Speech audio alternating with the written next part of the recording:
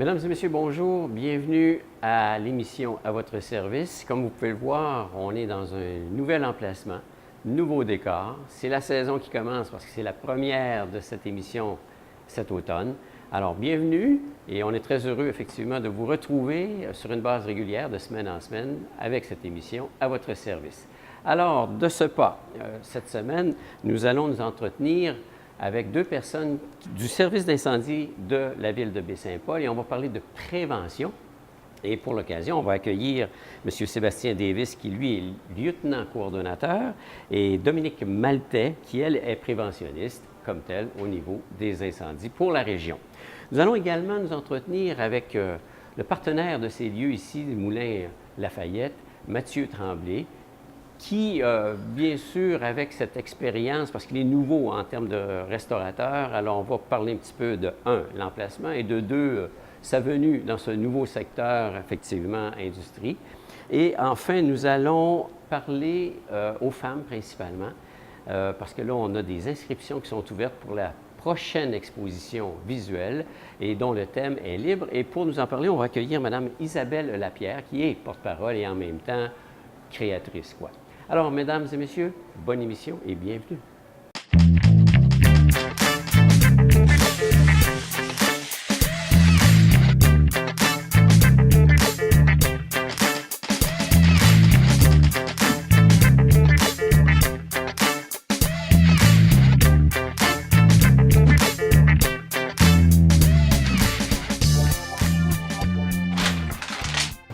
Alors, Dominique Maltais, bonjour. Bonjour. Sébastien Davis, bonjour. Bonjour. Comme vous pouvez voir, on reçoit des gens en uniforme, c'est du sérieux aujourd'hui. On part de notre nouvelle émission.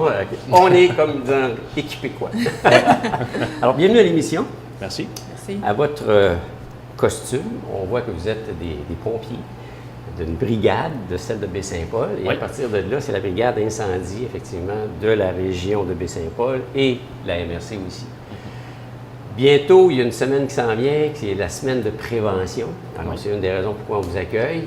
Prévention, on n'en fait jamais assez. Non, Hein? effectivement. Toujours Et bon. toujours bon. Puis quand on dit prévention, c'est parce que, veux pas, là, une des causes, outre les changements climatiques, comme on vit ou quoi que ce soit, souvent, l'une des causes qui dérange le plus, c'est des incendies, Oui. malheureusement. Puis souvent, ça se passe, entre autres, aussi dans les cuisines, semble-t-il. Le gros Oui, 10%. d'ailleurs, c'est même le slogan de la semaine de la prévention, c'est dans la cuisine que ça se passe. Puis c'est d'ailleurs le même slogan depuis déjà quelques années. Donc, OK. c'est noter l'importance que ça a finalement. Là. Donc, la majorité des incendies débutent dans la cuisine. On sous-estime effectivement ce lieu Ouais. de travail ou ce lieu de convivialité. Ouais. Oui. Et comme on dit, bien là, il y a des fours, il y a le poêle, il y a tout ce qu'il faut finalement pour créer Un heureux mélange. un heureux mélange. En tout cas. Mais avant de rentrer là-dedans, vous avez chacun un rôle un peu différent. J'aimerais ça Oui. peut-être que vous nous l'expliquiez. On va être gentil, on va commencer par madame. Oui, bien, premièrement, les deux à titre de préventionniste incendie, je pense que notre rôle, c'est de sensibiliser les citoyens, la population, et aussi d'un autre côté, les éduquer, là, justement, tous les conseils de sécurité incendie. De mon côté, oui, je touche régulièrement là, à la prévention, ce qui concerne tout le résidentiel. Mais dernièrement, la ville de Baie-Saint-Paul s'est fait confier le mandat justement de la MRC. Donc, de là mon importance, mon rôle plutôt, de faire toutes les visites de prévention dans ce qui touche les commerces. Donc, OK. Généralement, un bâtiment est classé en 4 catégories. Ah. Faible, moyen, élevé et très élevé. Ces risques-là sont déterminés selon l'emplacement du bâtiment, le nombre d'occupants. Est-ce qu'il y a des occupants qui ont de la difficulté justement d'évacuer le bâtiment en cas d'incendie? Ça y va aussi selon la superficie du bâtiment. Donc, en général... L'utilisation aussi. Oui, l'utilisation, exactement. Le Si rôle, on- ouais, qu'est-ce qui La se raison passe à sociale. l'intérieur de cette Oui, édifice-là? exactement. Si c'est un hôpital, c'est sûr automatiquement que c'est un risque très élevé, par exemple. Donc, tous les bâtiments en général, que ce soit une maison ou un hôpital, sont classés selon 4 risques. Donc, normalement, Sébastien s'occupe du résidentiel, les risques faibles. Et moi, mon mandat, via la MRC dernièrement, bien, c'est de faire justement la prévention dans tous les risques moyens, élevés et très élevés. Qui dit faible, là, une colle, je ne sais pas si vous êtes au fait, mais je veux dire, y a-t-il plus d'alarmes qui se passe au niveau résidentiel, qui se passe au niveau commercial, toute proportion gardée? Première chose qui est importante de savoir, c'est qu'en fait, au niveau du risque faible, c'est qu'il y a beaucoup plus de risques faibles que de risques moyens, élevés, très élevés, regroupés ensemble. OK, bon. Donc, Baie-Saint-Paul, on est la plus grosse ville ici dans la MRC. Donc, c'est nous qui avons les plus gros risques, c'est nous qui avons le plus de risques. Mais si on fait la balance entre les deux, c'est sûr qu'il y a beaucoup plus de risques faibles que les autres types de risques. Donc, c'est sûr qu'évidemment, il y a plus de choses qui se passent dans les risques faibles que dans les risques élevés, ce genre de choses. Parce qu'effectivement, en quantité, il y a plus de maisons. Il y a plus de quantité. Donc, commerces. par le fait même, c'est sûr que c'est inévitable que ça se passe plus dans les maisons. Oui. OK. Alors, qu'est-ce qu'on regarde quand on s'en va voir effectivement une entreprise ou ce genre de choses-là? Bien, un incontournable, c'est sûr qu'on va vérifier tout ce qui est détection. Les avertisseurs de fumée, détecteurs de chaleur, donc on va vraiment vérifier. Moi, dans le fond, mes lignes majeures lorsque je me présente dans un commerce, premièrement, c'est vraiment toujours sous forme de recommandation.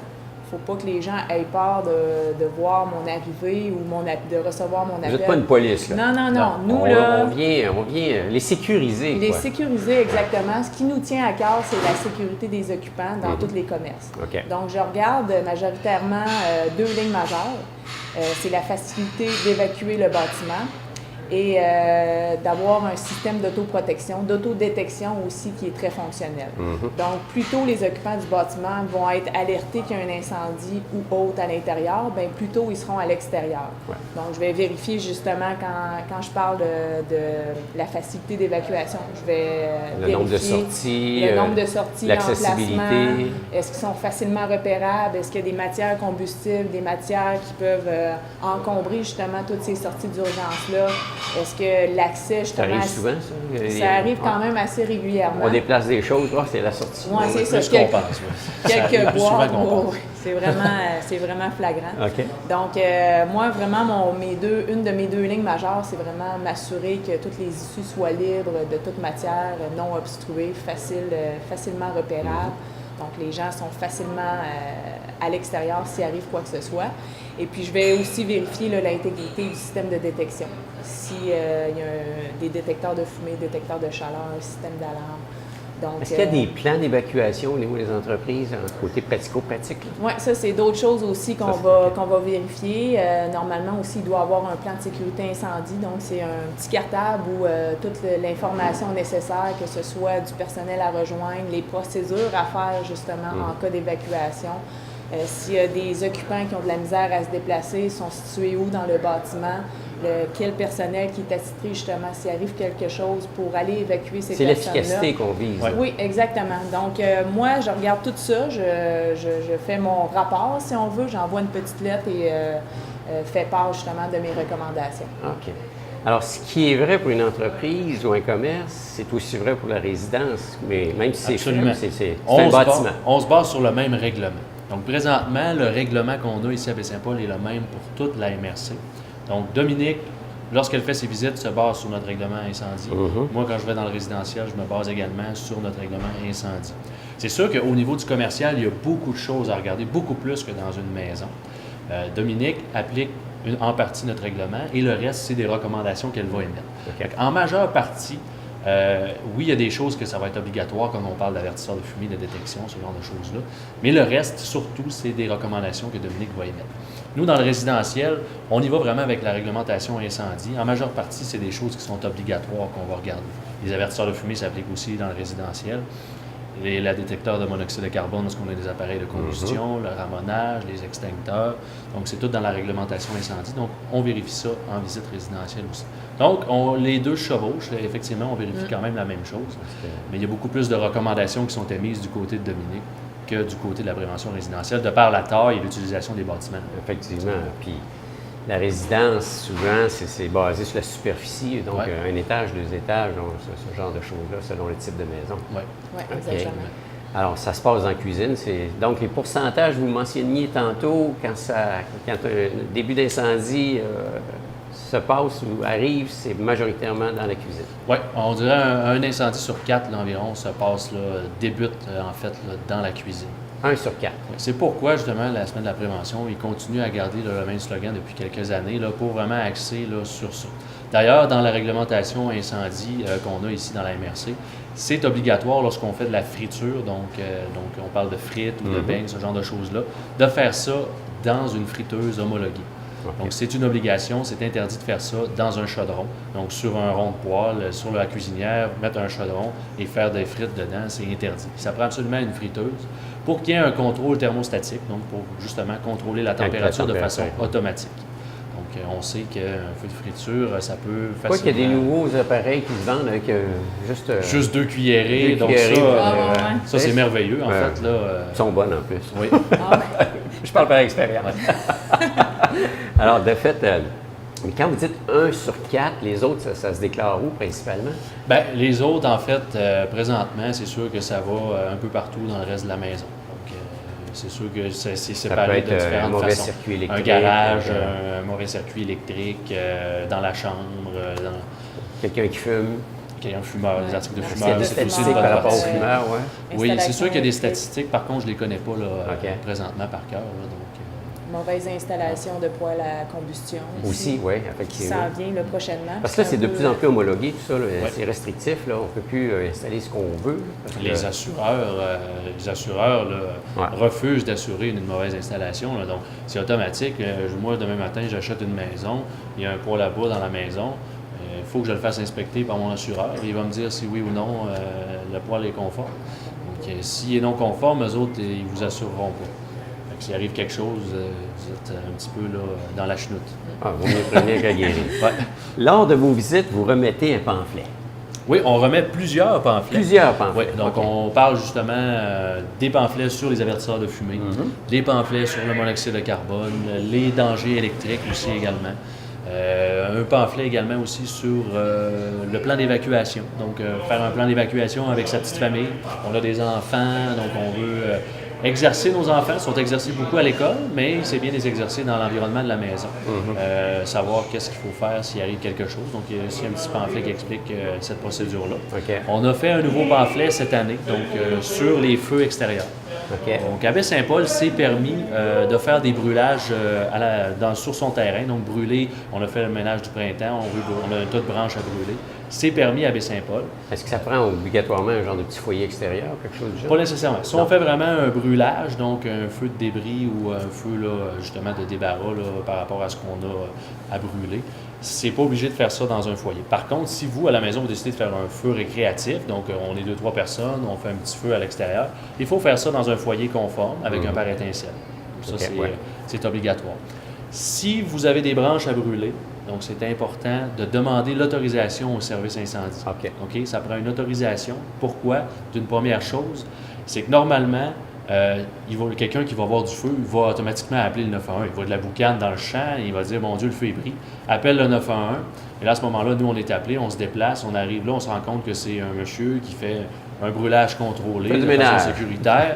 Fait qu'on déplace 30 pompiers, 3-4 véhicules pour rien. C'est des coûts supplémentaires. Donc, nous, en faisant ça, l'autorisation, nous, on envoie immédiatement une demande à notre centrale qui est avisée automatiquement du lieu, du numéro de téléphone de la personne sur place. Donc, à ce moment-là, s'il y a un appel de quelqu'un dans le voisinage, ils vont tout de suite appeler la personne sur place pour demander si oui ou non le feu est contrôlé. Sinon, ils vont nous appeler. Sinon, ils vont nous appeler sur notre téléphone cellulaire. Nous, on va pouvoir aller vérifier, mais un officier qui va aller vérifier sur place sans nécessairement avoir besoin de déplacer la brigade. Dans un autre point, quand ils nous demandent l'autorisation, on leur explique les règles de sécurité à respecter, les dimensions du feu. Donc, c'est pour ça que c'est important d'avoir l'autorisation. D'autant plus qu'on sait qu'on a eu un été qui était très sec. Donc, c'était très important d'appeler pour savoir si c'était autorisé de le faire. C'est sûr que la SOPFEU émet chaque jour le danger d'inflammabilité. Donc, nous, ici à Baie-Saint-Paul, lorsque c'est extrême, c'est interdit de faire un feu. C'est sûr qu'on se garde quand même le droit de décider. Quand c'est interdit à Baie-Saint-Paul, est-ce que c'est interdit également dans les autres Normalement, c'est pour la région de Charlevoix. Pour la région, OK. Fait que c'est pour ça que c'est à faire attention, parce que ça peut être plus sec à Baie-Saint-Paul qu'à la Malbaie. Donc, c'est pour ça que le service incendie se garde un droit quand même de dire, oui, OK, la SOPFEU ne dit pas que c'est extrême, mais nous, présentement, on considère qu'à Baie-Saint-Paul, c'est interdit qu'il y ait un feu en ce moment. Les forces des vents sont à considérer également. Plus de 20 km/h, c'est interdit de faire du brûlage. Donc, tout ça est indiqué vraiment dans le pamphlet. Donc, on trouvait important de faire un pamphlet là-dessus, étant donné qu'il y a plusieurs personnes, surtout en périphérie de Baie-Saint-Paul, dans les rangs, ce genre de choses-là, qui brûlent des choses. Donc, on voulait avoir tout ce qui est feu extérieur et regroupé là-dedans avec toutes les procédures, puis les numéros de téléphone qu'il faut appeler si on veut avoir une autorisation. Good. Alors, c'est une information à avoir proche de chez... à portée de main, quoi. Oui, Oui, absolument. exactement. Là, il est remis de main à main, là. Alors, les gens... Les gens l'ont et ils se font expliquer de vive voix comment ça fonctionne en même temps. Donc, c'est toujours C'est intéressant. sûrement apprécié en termes de visite et en termes d'informations que l'on transmet parce que des fois, on pense le savoir, puis finalement, on est dans le champ parce que c'est pas tout à fait la façon de faire. Effectivement. Ça arrive souvent ça arrive chez les gens, puis à première vue, les gens ont comme un pas de recul, ils sont pas sûrs. Ça ne leur tente pas vraiment qu'on rentre chez eux. Ils ne savent pas trop ce qu'on va regarder. Puis, à la fin de la visite, là, 15 minutes plus tard, les gens sont super heureux. On leur a donné des conseils. On n'était pas là, on n'est pas rentré avec nos grands chevaux pour jouer à la police. On est là vraiment pour s'assurer de la sécurité des gens. On leur donne les petits conseils qu'il faut. Puis la majorité des gens, je vous dirais à 99% du temps, là, les gens sont très satisfaits. Merci. Il reste malheureusement Merci à la 1%. fin.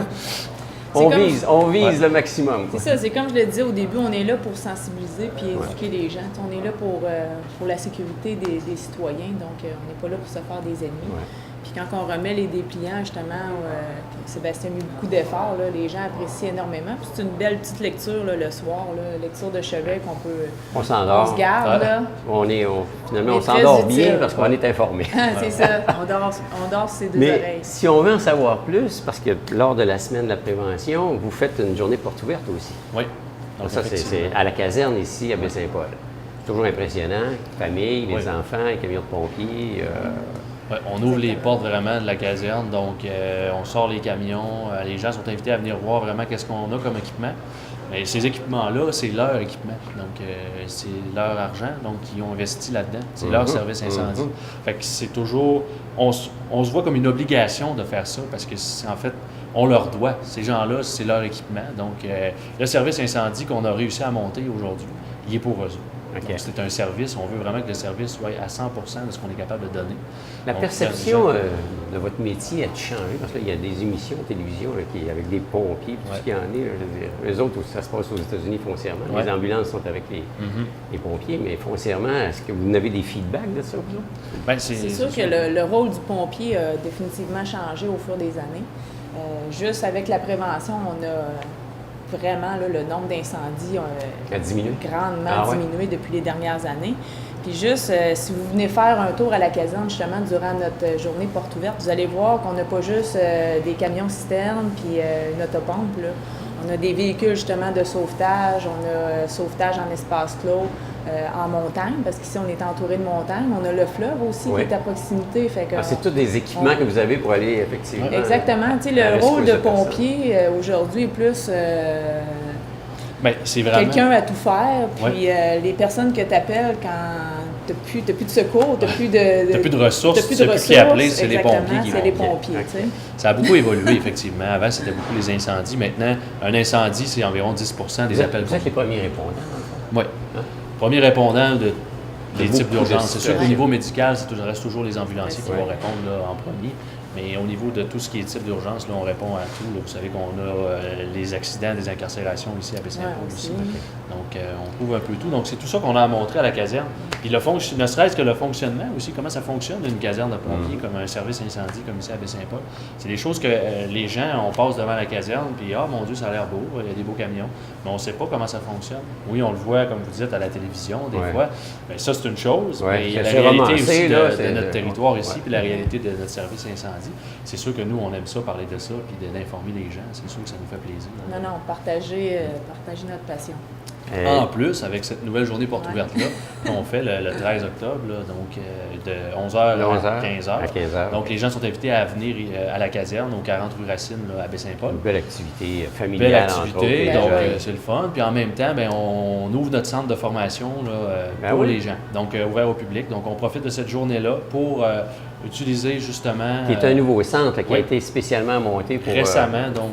dans le fond, ouais. simuler des incendies pour vous Inauguré pratiquer. vous le autres. mois dernier. Fait que c'est une belle structure. Les gens, je C'est pense pas... situé où, ça? C'est situé dans le chemin de l'Équerre. OK. Donc, on a un terrain à la ville qui est situé là. Donc, c'est dans cet endroit-là. Donc, Alors, les on- deux endroits ouais. sont ouverts. Les deux endroits sont Ouais. ouverts. La manière que ça va fonctionner, c'est que les gens sont invités à se présenter à la caserne. Il va y avoir des départs de la caserne en autobus. Donc, on va avoir l'autobus du service incendie. On va inviter les gens dans l'autobus et on va se diriger vers le centre de formation pour ceux qui veulent aller voir. Puis, je suis certain que les gens vont être très surpris de ce qu'on a là-bas. Ça donne le goût. C'est un centre d'entraînement, de formation, justement, pour ici à Baie-Saint-Paul, mais les autres municipalités aussi. Parce que Baie-Saint-Paul est le cœur, mais il y a des ententes avec la MRC aussi. De là, finalement, la visite dans les autres municipalités où tu es accompagné d'une personne attitrée à la municipalité en question. Exactement. Et puis, c'est ça, c'est de mettre à jour, puis de se tenir aussi à jour là, en tant que pompier. C'est sûr qu'on n'a pas des appels pratiquement tous les jours, mais avec ce centre de formation-là, je pense que c'est vraiment une bonne manière là, de se garder à jour, puis de déguiser nos réflexes là, en cas d'intervention. Tout est là, hein? Pas s'ankyloser. Non, effectivement. Vous voyez qu'on n'est pas très ankylosé en ce moment. Là. On n'a plus de raison. L'équipement, là, je veux dire, que vous portez, ça pèse combien en général? 40 et 50 livres. 40 et 50 Juste l'habit, là, c'est déjà un bon 10 livres. Là, avec toutes les couches de vêtements qu'il y a, le casque, les bottes à cap. Donc, c'est déjà... puis l'appareil respiratoire en soi pèse une trentaine de livres là, quand on parle des nouveaux appareils qu'on a. Là.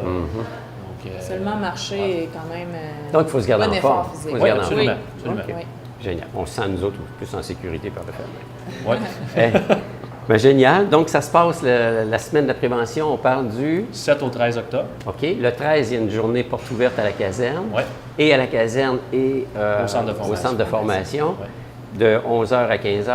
Exactement. Puis là, ben, finalement, on risque de vous voir de plus en plus au niveau des résidences et au niveau des commerces. C'est sûr qu'effectivement, la semaine de la prévention, c'est sûr qu'on pousse un peu plus pour être le plus visible possible. Mais la semaine de la prévention, c'est une semaine parmi les 52 semaines qu'on a dans l'année où on travaille de la prévention à l'année longue. Cool. Sébastien Davis, coordonnateur et effectivement lieutenant. Voilà. Et toi, tu es effectivement préventionniste. Exactement. En incendie. Alors, merci de votre visite. Merci à toi. Merci. Puis, bon succès. Merci beaucoup. J'espère que les gens vont vous accueillir avec le sourire et non pas vous regarder avec des yeux. Qu'est-ce que vous voulez faire chez nous? Oui, puis on invite justement toute la population. Vous avez des questionnements ou vous voulez faire votre plan d'intervention à votre résidence, bien, n'hésitez pas puis communiquer ici au Il y a un numéro de téléphone? 435-2205 pour rejoindre la caserne. 6260, le numéro de poste, là, vous allez avoir... Là, vous allez répondre. Quelqu'un va vous répondre, c'est sûr. Sûr et certain. Super. Bien, merci de votre visite. Merci. Et bonne année. Vous aussi.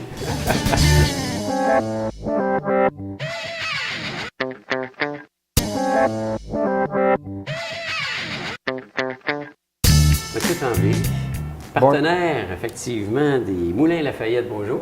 Bonjour Herman. Les gens peuvent se rendre compte, là, c'est notre première émission, on part la saison, on est dans un nouveau décor, puis présentement, on est situé au Moulin Lafayette. Effectivement, bienvenue. On est très content de vous accueillir chez nous. Le décor est tellement beau, l'environnement est superbe, puis en plus, je veux dire, il y a de la belle décoration, on peut l'expression. Oui. C'est plus que de la déco, je veux dire, c'est des œuvres. On est gâtés, pour ça on a un très beau local. Là. Mathieu, moi je t'ai connu dans une autre vie à avoir touché à différentes choses. Quand j'ai su que c'est toi qui s'en es ici, côté partenariat avec les Moulins Lafayette, je dis, oh, qu'est-ce qui s'est passé dans cette vie? Ça sort de où? Voilà. Comment es-tu venu à ça? Ça fait longtemps que je pourrais en arrière de la tête d'avoir un café. Tu sais, c'est quelque chose qui me travaille depuis longtemps. Puis il y a une opportunité qui s'est présentée ici avec Stéphane Matt, là, aussi un gars de Baie-Saint-Paul, qui s'occupe dans le fond des Moulins Lafayette pour l'Est du Québec. Donc l'opportunité s'est présentée ici. Puis je me suis dit, si je le fais pas là, je le ferai jamais. OK. Donc là, j'ai dit, soit j'embarque dans le train, soit, mauvais jeu de mots avec le train de Charlevoix, mais soit j'embarque dans le train maintenant ou sinon, je sais pas quand est-ce que ça peut arriver, donc j'ai profité. Okay. J'ai essayé, ça va faire depuis 16 juin. C'est ça, ça a ouvert officiellement le 16 juin, sous les Moulins Lafayette. Exactement. Parce qu'avant, c'était le Café de la Gare. Oui, mais il y a une première mouture. Exactement, il y a une première mouture. OK. Dans le fond, nous, ça va faire 3-4 mois qu'on est ici. Puis on est bien contents, ça va bien. Parce que là, c'est ça. Pour ceux qui ne le savent pas, on est à l'hôtel Le Germain, à côté, effectivement, de la gare du train, les trains de Charlevoix. Effectivement. Dans le fond, le lieu, c'est le même, mais c'est le nom qui a changé. Bien, le nom, les produits, donc on amène notre couleur aussi, mais on amène la couleur Lafayette, mais on a toujours, ce qui est très important, la couleur locale. Okay. Nous, c'est important pour nous d'avoir cette sensibilité-là. Donc, par exemple, notre café, c'est du café Charlevoix. Toutes nos viandes froides pour nos sandwichs, viennent de chez Charcuterie Charlevoisienne. On a un coin épicerie aussi avec les produits locaux, donc on met en valeur beaucoup la région. Parce que pas avec le train, on est un peu aussi une porte d'entrée Mhm. de Charlevoix. Les gens, quand ils arrivent de Québec, ben, on est le premier, on va dire le premier contact avec Charlevoix, ben, c'est souvent ici. Donc, on voulait bien les accueillir. Donc, on voulait qu'il y ait une saveur locale aussi. Donc, c'est bien important pour nous, là. Puis en plus, ben, on est dans un environnement où c'est relax, c'est bucolique, il y a des œuvres d'art qui nous entourent, on peut prendre un bon café, lire, prendre son temps, finalement, venir ici relaxer, puis on est comme ailleurs. Exactement. On C'est n'est pas dans le cœur de Baie-Saint-Paul, on est ailleurs. C'est vraiment zen. Moi, des fois, je m'assois juste dans la salle à manger, puis on est juste bien. C'est zen, c'est tranquille. La vue est superbe, ça, on ne se le cachera pas, là. Il y en a plusieurs qui vont prendre des marches puis qui se rendent jusqu'au Boisé du Quai, donc on est juste à côté. Exactement. Un petit arrêt comme ça. Puis... Exactement. Quand ils commencent à faire comme frisquer un peu plus ici, les gens se prennent un café, puis ils s'en vont marcher, on les perd dans le champ, ils reviennent une heure après, puis ils sont enchantés. Parce qu'on marche 10-15 minutes, puis on change complètement de décor. Ouais. Là, c'est, Oui, tout est là. pour ça, on est gâtés. Là. Alors, les Moulins Lafayette, c'est une chaîne, Oui, exact. OK, C'est une qui chaîne. est européenne. C'est fondé par Johnny Gelin, qui est un Français qui a immigré ici au Québec. Donc, dans le banlieue de Montréal, il y en a maintenant une vingtaine là, au Québec. Lafayette fait référence justement au côté français. Oui. Donc, pour ramener un peu là, les viennoiseries, boulangeries françaises. Mais donc, ça, il y en a une vingtaine à peu près au Québec. Donc, moi, je suis partenaire avec Stéphane Matt, qui lui s'occupe de développer l'Est du Québec. Donc, par exemple, on est les plus nordiques. On est au nord de Québec. La nordicitude. Exactement, encore une fois. Et les plus au sud sont en Floride. Donc, il y en a Oh. une succursale à Miami, si je me souviens bien, OK. du côté de la Floride. Donc, il y en a pas une vingtaine en tout là, de succursales. Là, où... C'est plus des licences. C'est pas vraiment des franchises, plus une Alors, c'est licence. pas comme donc- une franchise où tu arrives et tu dis, vous êtes obligé de prendre tous mes produits. De là, comme tu le mentionnais, tu as des produits régionaux que tu offres. Exactement. Donc, une belle flexibilité au niveau des produits. C'est ce que je trouvais intéressant aussi. Là, c'est pas un moule qui nous est imposé. Là. Donc, ça, je trouvais ça intéressant avec les moulins Lafayette. Puis les produits, ben, sont vraiment de bonne qualité. Puis sont frais. Ça, c'était Alors, la important vie d'un aussi. restaurateur, c'est quoi finalement? Ah, c'est. C'est pas ça à quoi je m'attendais. Non, non, absolument. non, j'exagère un petit peu, là. C'est beaucoup d'investissement de temps, puis en personne aussi, parce que je veux pas. C'est comme tu disais, c'est totalement nouveau pour moi, là. Moi, j'arrive de la politique, puis j'avais juste quand j'ai rencontré Stéphane la première fois, je lui ai dit, écoute, moi, j'ai aucune expérience en restauration. J'en ai beaucoup en politique, en communication, mais je pense que je suis bon pour m'adapter, puis ça fait longtemps que j'ai un projet de café, donc je suis prêt à embarquer. Donc lui, il m'a appuyé là-dedans. Donc c'est sûr qu'il y a une équipe qui m'appuie dans tout ça, tu sais, avec les Moulins Lafayette, avec Stéphane, il y a d'autres jeunes, là, d'autres gens, qui m'appuient, qui m'aident là-dedans, parce que fallait que j'apprenne à gérer. Donc j'ai passé beaucoup de temps sur le plancher, beaucoup de temps ici pour vraiment apprendre, puis observer beaucoup aussi. Je voulais savoir, connaître notre clientèle aussi, c'est Oui. important. Là, Ben donc oui.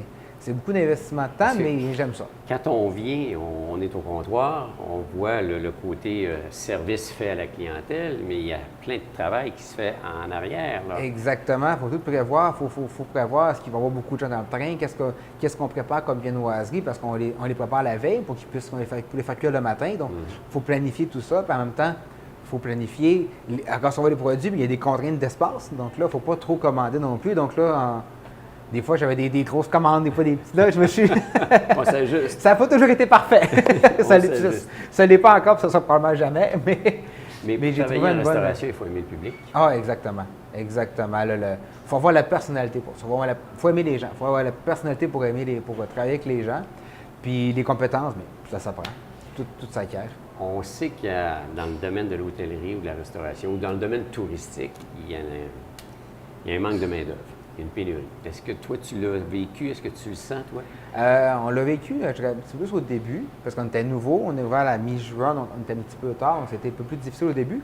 Mais maintenant, on est, moi je peux dire ça, nos employés, notre équipe fait un travail aussi, peut-être sans le savoir, mais ils nous aident beaucoup parce qu'ils parlent à des amis, ils parlent à d'autres gens.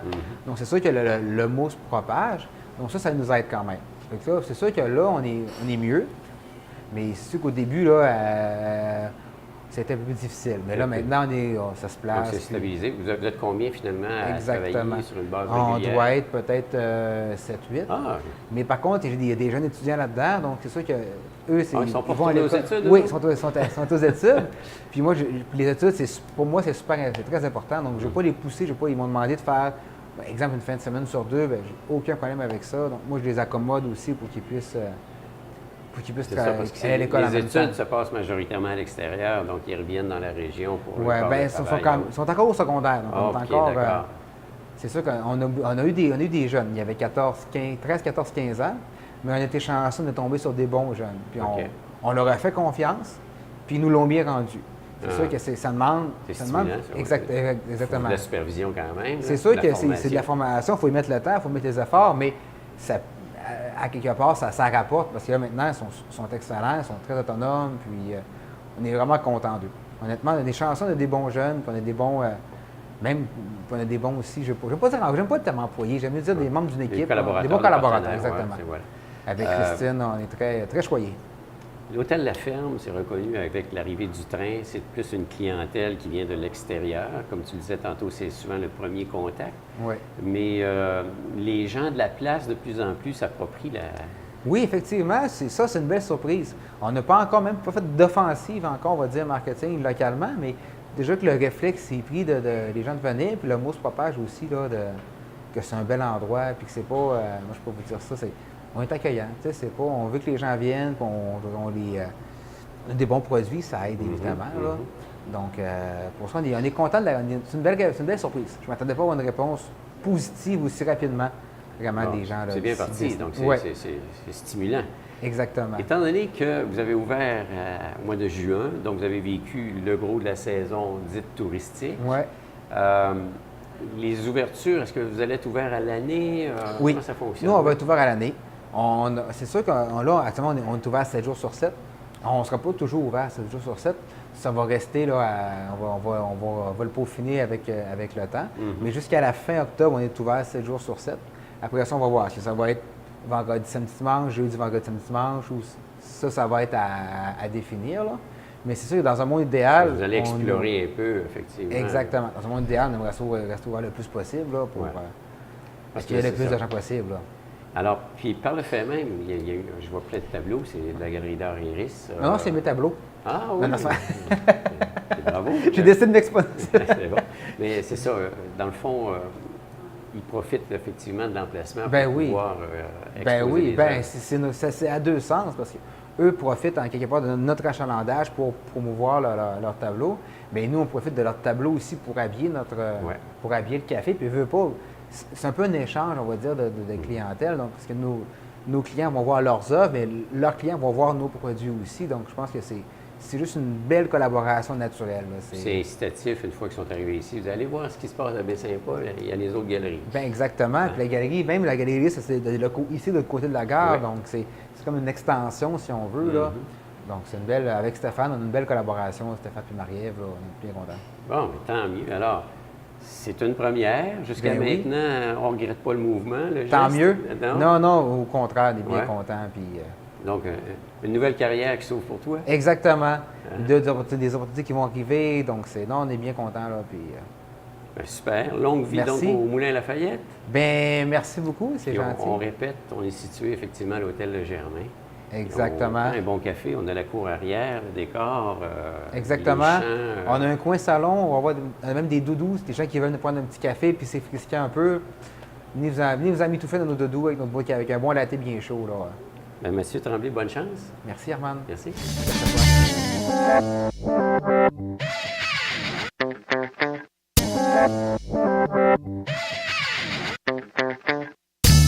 Alors, Isabelle Lapierre, porte-parole pour l'exposition visuelle. Bonjour. Bonjour.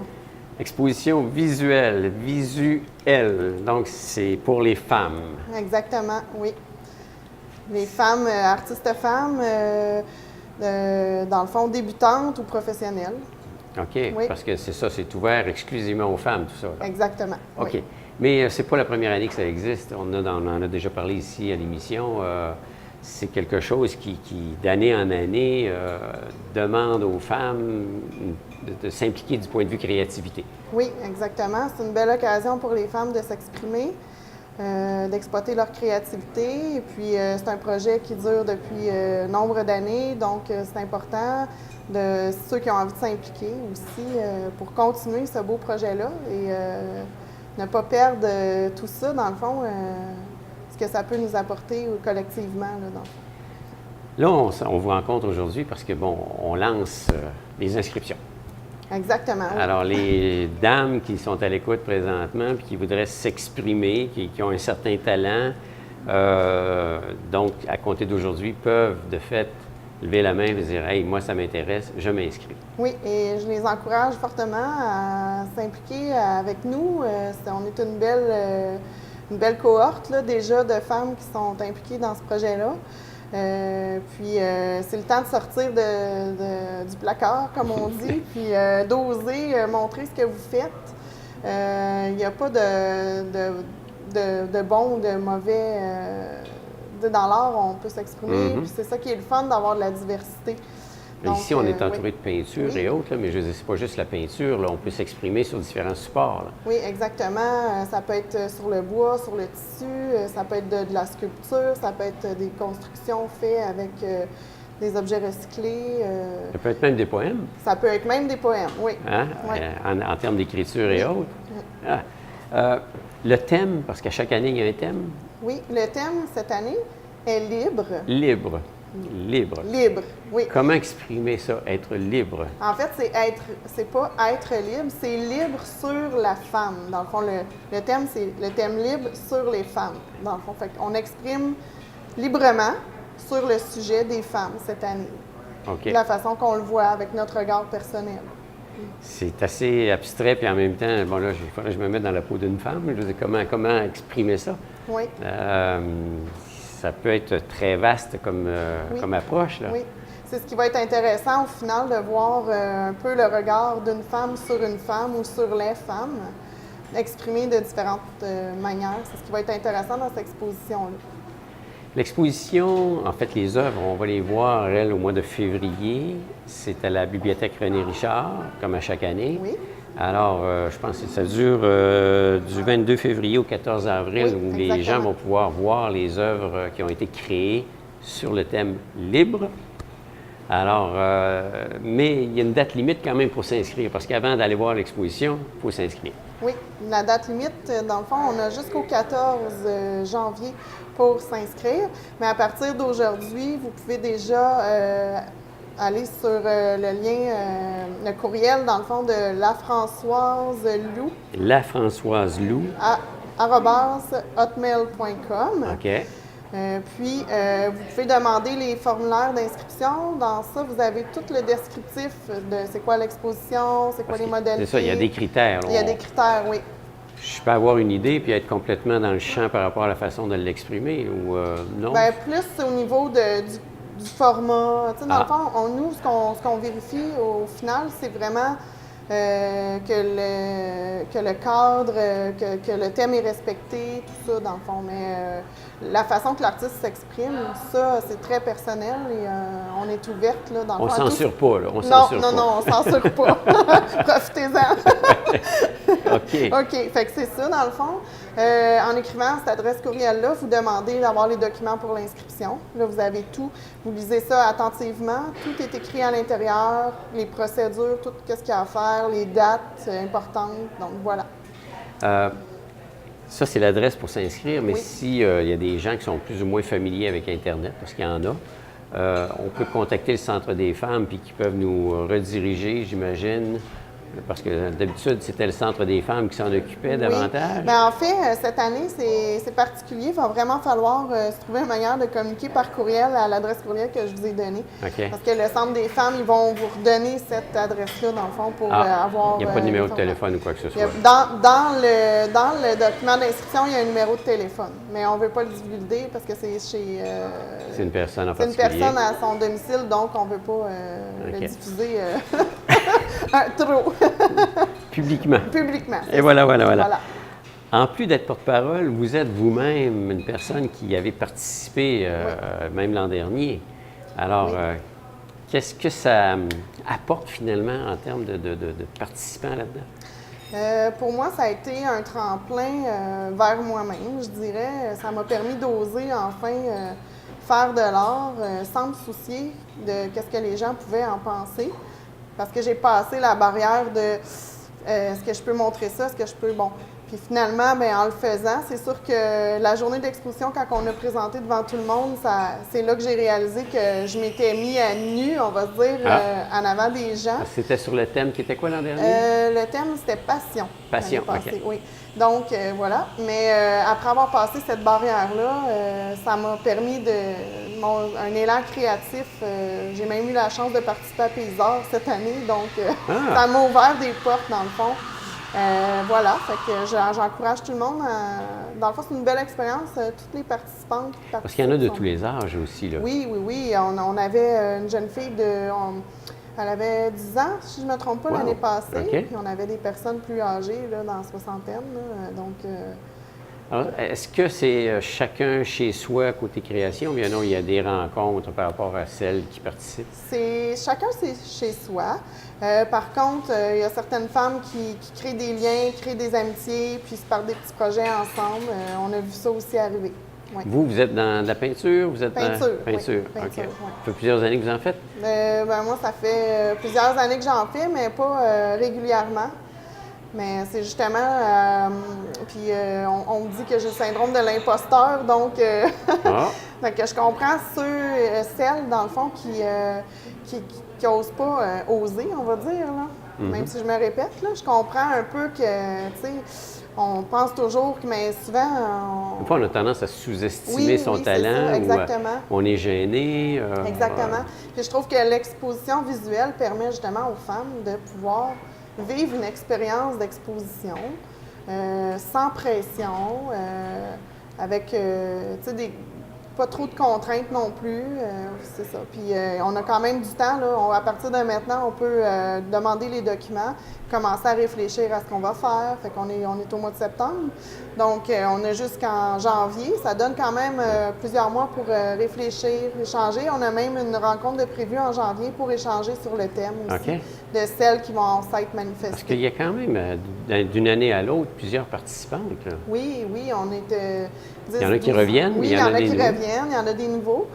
Des nouvelles, devrais-je dire? Des nouvelles, oui, des nouvelles, c'est ça. C'est des femmes? Oui, c'est ça. Mais dans le fond, cette année, ce qu'on souhaite, c'est d'avoir du sang neuf. Du sang neuf, de la nouveauté. Oui, c'est ça, pour avoir encore plus l'occasion de partager, d'échanger avec des personnes de différents milieux, de différentes réalités aussi. Puis justement, de pouvoir voir le thème sous différentes facettes.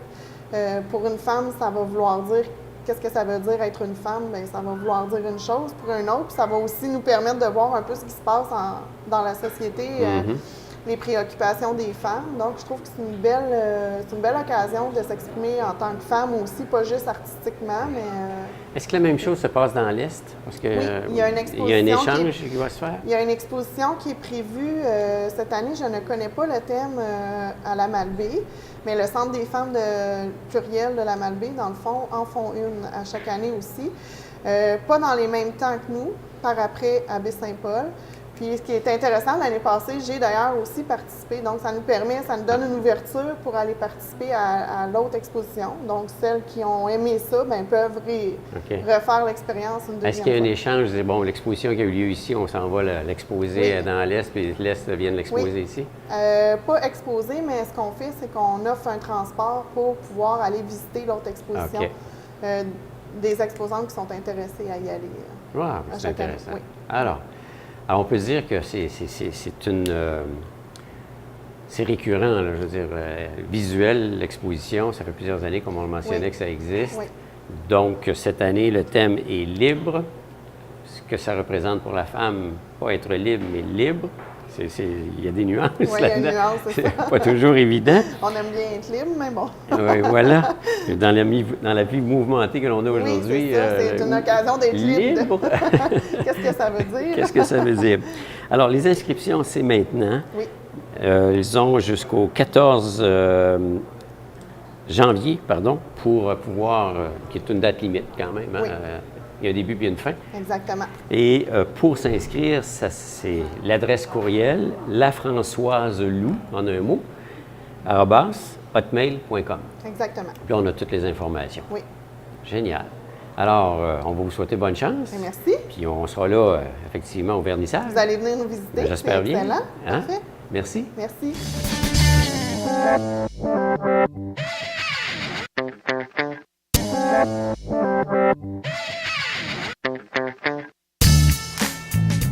Alors voilà, une émission qui s'achève. Merci pour votre fidélité et c'est un rendez-vous de semaine en semaine. Comme je vous l'ai mentionné, on enregistre cette émission maintenant dans un nouvel endroit qui s'appelle Les Moulins Lafayette. C'est situé effectivement juste, on la voit ici avec le décor, dans la cour arrière de l'hôtel Le Germain, donc un endroit très bucolique. Et ici, ben, vous pouvez venir participer à l'enregistrement de cette émission, prendre un café, manger une petite viennoiserie et à partir de là, ben, c'est très agréable et en même temps, ben, le décor, on est entouré de peinture. Alors, c'est un rendez-vous. Je vous souhaite une bonne semaine. Merci.